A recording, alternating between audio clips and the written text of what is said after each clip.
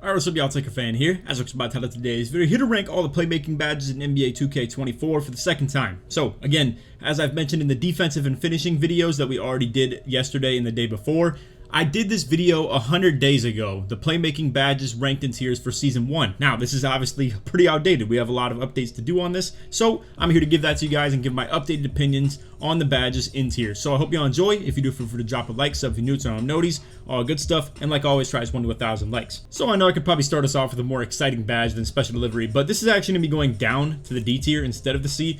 Lobs were a little bit in a better state in the beginning of the game than they are now, in my opinion. You get knocked out of them pretty easily. I understand special delivery can also be used for flashy passes as well, but I don't find this to be really the most competent playmaking badge at all. If anything, it's actually the lowest tiered badge that we have in the video. So it is the one that's moving down from C tier to D tier. Special delivery just doesn't really match up with any of the other badges on this video, so it's about as simple as that. We're not gonna make it take much longer than that. Other than that, we have Big Driver. This is gonna be staying in the C tier. This is a decent enough badge. I see it light up a lot with the way that I play as well, so that's me being biased. If it were just my list and how I play, I would definitely have it in the B tier for myself, but I understand this doesn't apply to everybody, not to mention it's a big man only specific badge as well. But what it does do is when you're in that mid-range ISO, let's say the type of stuff you guys may see me do if you happen to be a viewer of the channel, where I'm going kind of zigzag, left, right, stuff like that in the mid-range area, and it's literally just my dribble style carrying me.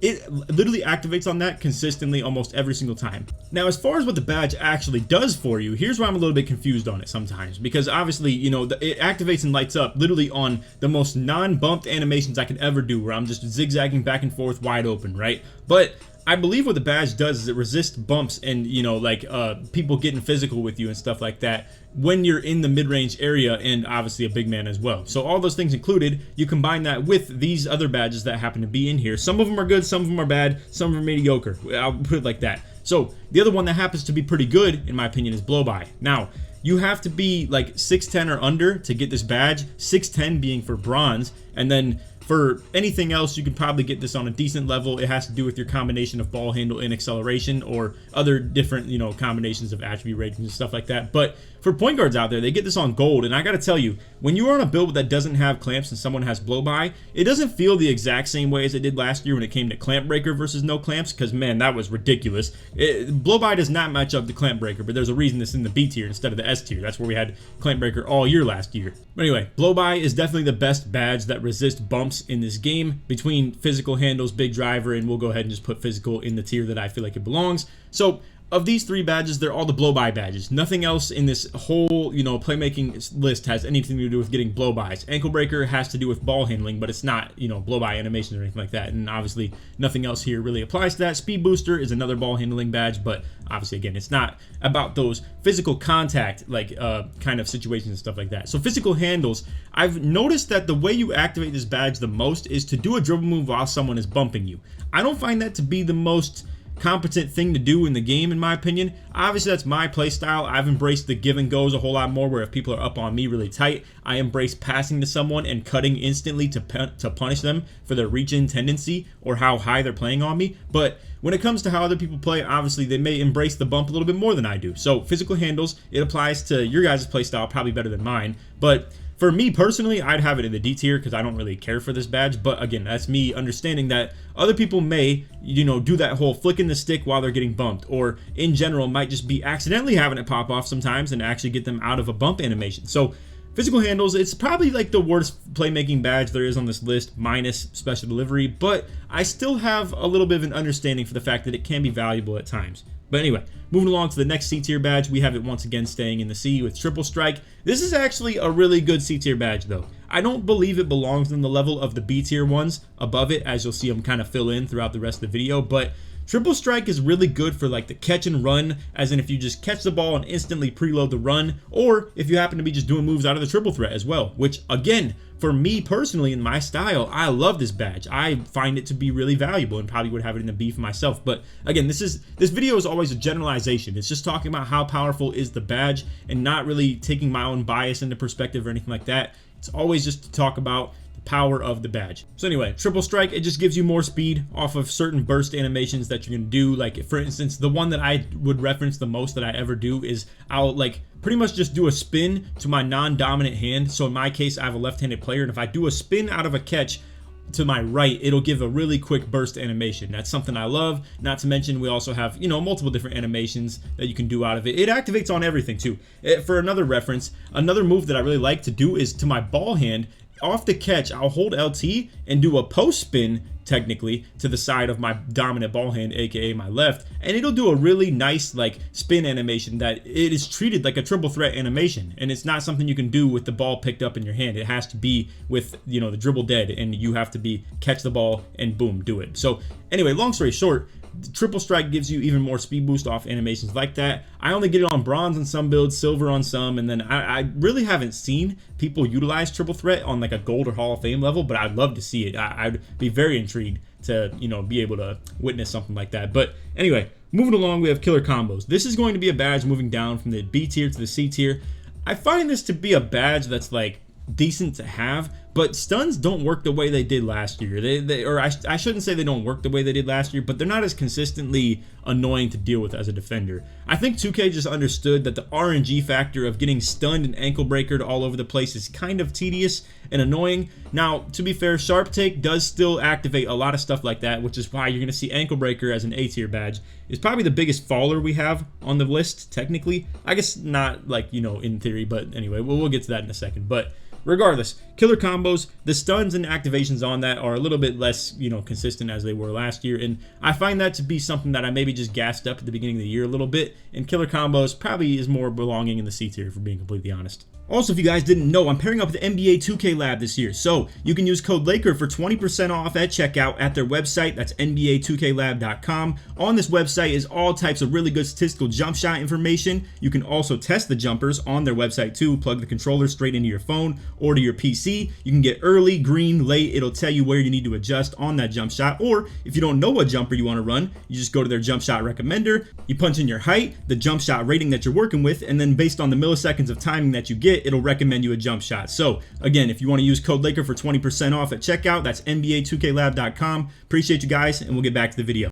All right, so next up we have all of the assisting badges. So we have post playmaker, we have dimer, and we have relay passer as well. So post playmaker is going to go into the B tier, we have dimer going to go into the A tier, and then we have relay passer going to be sitting in B as well. So I have a lot of love for these passing badges. I have a lot of love for the fact that you can help people make shots, or the fact that you can help them make contested shots, or in general, some people still have a hard time shooting, and I gotta say, to catch and shoot in this game is a lot easier than to shoot off the dribble, and not to mention, to catch and shoot off of a high level of dimer is extremely easier as well.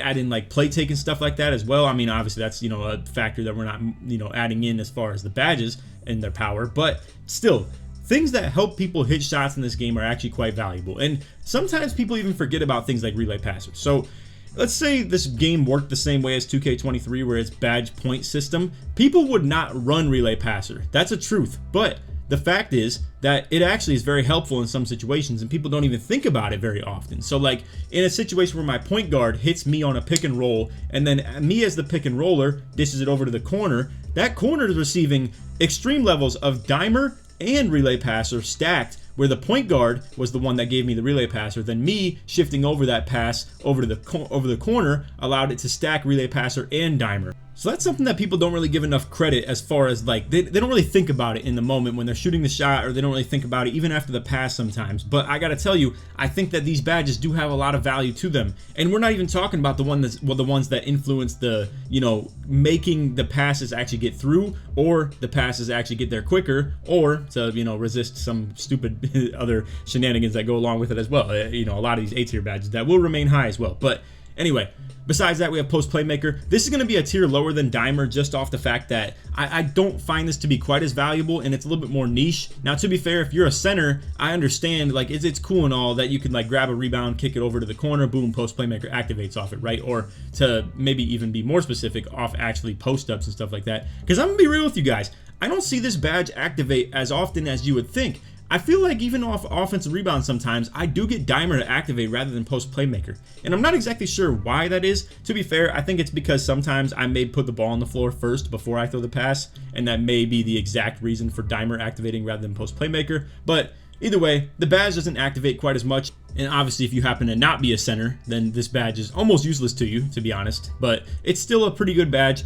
B tier is where it belongs, in my opinion. If you want to make a case for it to be in C because it's so niche and specific to a playstyle that maybe doesn't fit yours, obviously that's something where if you're a guard, post playmaker is completely useless to you. And relay passer is still important. But relay, I'm just having a level below dimer because obviously it's something that only happens off the second pass, whereas dimer can happen off every pass. So it's just naturally going to be one that falls in a little bit lower in a pecking order than dimer does. But anyway, moving along, we have hyperdrive. Hyperdrive is going to be another B tier badge, so this is definitely a decent one. Obviously, it is going to speed you up on your drives and, you know, anything that has to do with your speed with ball, I'd put it like that. So you know how this works of like the first step is technically all about your acceleration and speed booster. But then as you elongate your run a little bit more, hyperdrive and speed with ball are going to activate. Now, to be able to get hyperdrive, you have to have speed and speed with ball. So it's a really interesting combo because speed doesn't really affect anything to do with your movement with the ball. But because you have to have it to be able to move faster with, like, you know, your long runs with the hyperdrive, it's actually a really interesting dynamic. But anyway,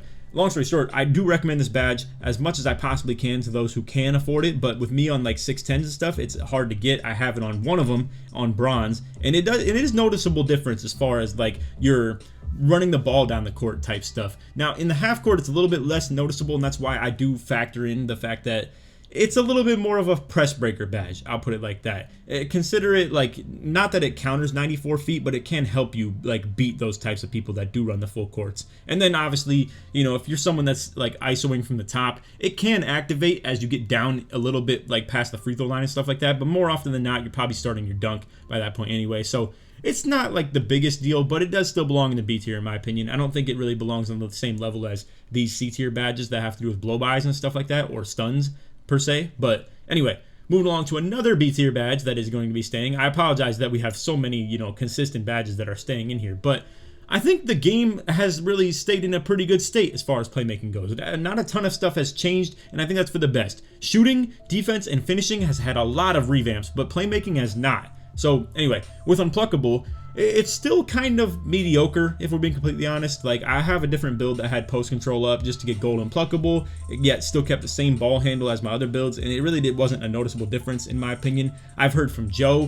who's asked me about builds and stuff like that too, that, you know, gold unpluckable with a post control was useless to him as well. And I think it's more of just the rating is important for like resisting plucks. Now, to be fair, let's not lie to ourselves. It's not a useless badge. I mean, it's not on the same tier as these types of badges right here with triple strike and physical handles and big driver. Let me tell you guys this much. I have Hall of Fame big driver. If I could swap my bronze unpluckable for Hall of Fame big driver and switch that into Hall of Fame unpluckable and bronze big driver, I'll take that all day. So I think that alone is a good enough indication of the fact that unpluckable is better, you know, at face level, but it's a little bit more disappointing. I think the expectations of where unpluckable should be, of it being an A and S, if it were actually working perfectly, is what kind of makes you guys question why I even have it in B, and that it maybe does belong in C. But I think it's just people, you know, not letting unpluckable live a little bit with its lack of expectations and its failure. But it's still an okay badge, if we're being completely honest. But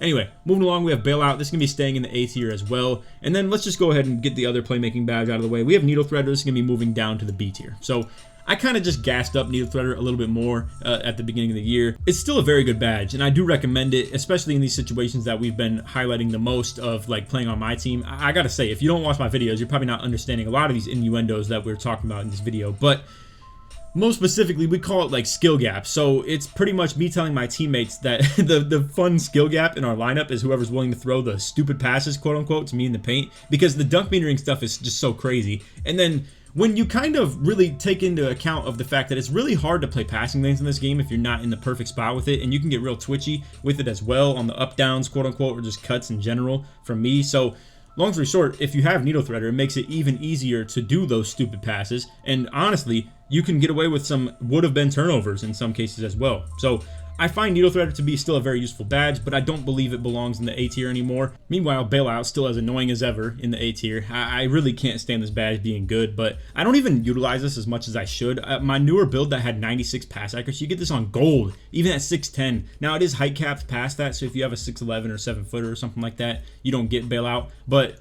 I know a lot of people probably haven't felt the power of this badge because I've seen so many like people on the casual end or even into the comp scene not go with a very high pass accuracy, and you have to have 87 to even get this on bronze. But having it at like a silver level of like 91-ish or something like that, and then like at 96 having it on gold, it's unbelievable how well this works, and it's quite frustrating. Now, to be fair, these passes still get completed a little bit even with low pass accuracy, but they're not on the money as they usually are with this stuff right here, having it on silver and gold. So I do recommend that the level of the badge can definitely influence how well this works for you, but even bronze is still very good. So the drop off between bronze and none seems so significant, and then for every level it still seems even more elite. And I think you need it at a good level, like a really good like gold, to be able to consistently do it out of layups and dunks. Layups and dunks are a little bit harder to get them to complete really clean passes, whereas doing it out of jump shots can be a lot easier to perform, in my opinion. So that's just my perspective on how I've seen that work, and I feel like that's a pretty good one, honestly. I've seen a lot of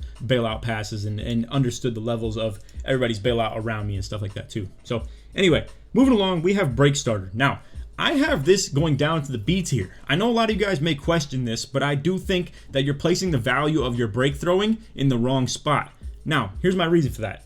So if you make a build with 92 pass accuracy for the Hall of Fame break starter, you also get gold touch passer with that at 90 pass accuracy, or it might be 91 as well. I'm not exactly sure between the two of them. But anyway, point being is, I think you're giving a lot of the credit of what break starter is good for, and actually giving it, like, misplacing the credit of what touch passer should be getting. So we'll get to that in a second, because we'll also talk about touch passer when I rank it. But break starter, I think, is just a little bit overrated, but it's obviously still a good badge. You know, I put it on the same level as things like needle threader or post playmaker or relay passer. I think it's still good, but again, I think there are others that are influencing your accuracy and your bullet passing aspect of the break throwing as well.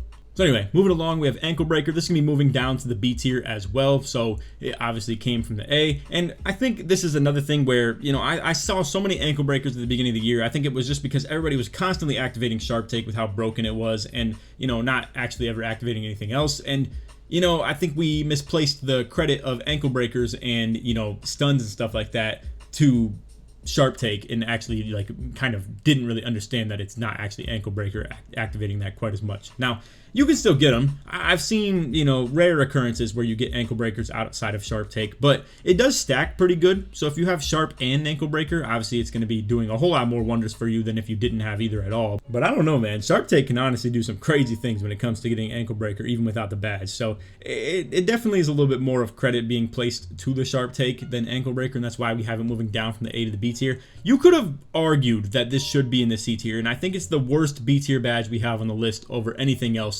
that's listed right here. Maybe blow by is like the worst B tier badge, but it's pretty close between these two, ankle breaker and blow by. But anyway, moving along to our A tier badge right here, we have touch passer. So I was debating maybe putting this one in S tier, but I think that's gassing it too much. So A tier is where it comfortably belongs. I think it's like arguably the best A tier badge.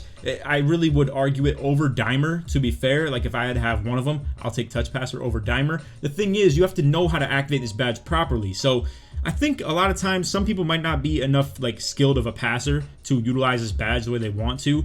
So like my best example of how to completely get the most out of touch passer is to have everybody's icons on your team memorized really well. That's maybe why it's a little bit tougher for people in the rec and stuff like that, because you're playing with brand new people in some situations. I've been there. I've been playing random rec a little bit more in this year's game, and it can be tough, obviously, you know, because the way you can utilize touch passer the best is to preload the passes. So I'm talking like I'm understanding that someone is passing me the ball, and I'm looking around me. I'm not looking at me and my defender. I'm looking around the court as to where the next pass is. And if you can really just instantly click that button of that person, you are going to fling that ball at a ridiculous speed, and it's extremely good. Not to mention, if we're talking pick and roll usage as well, for me as a center on the pick and roller aspect of this, when a point guard hits me, if I'm ready to, like, once again preload that dot somewhere, whether it's a corner drop or a wing is, like, you know, rotating over. So like, let's say best example of this as a pick and roller in my opinion is the rotation we call stack. So it's like 4 people are involved in this rotation. It's essentially wherever the point guard is operating pick and roll from, they rotate